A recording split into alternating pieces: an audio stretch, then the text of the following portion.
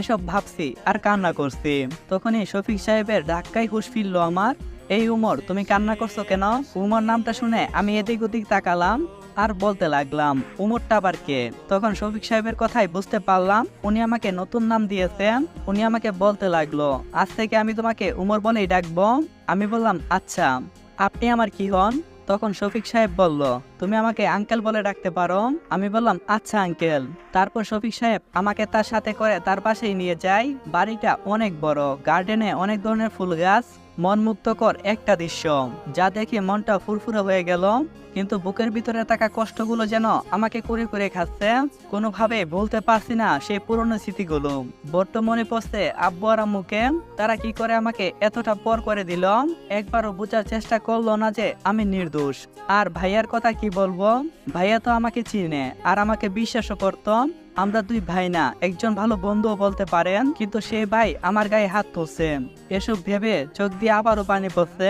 তখন পিছে থেকে একটা মেয়ে বলল, এই ভাইয়া তুমি কান্না করছো কেন?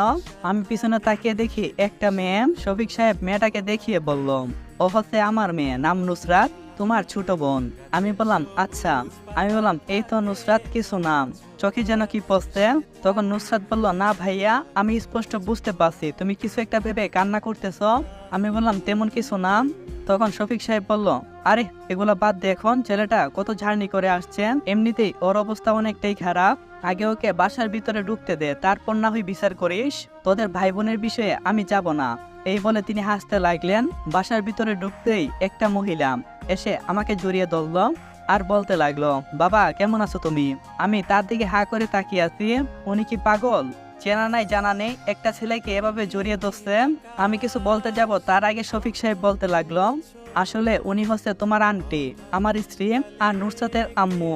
আমি বললাম, আচ্ছা তাহলে এই ব্যাপার। আমি বললাম, জি আন্টি, অনেকটাই ভালো আছি, আপনি ভালো আছেন?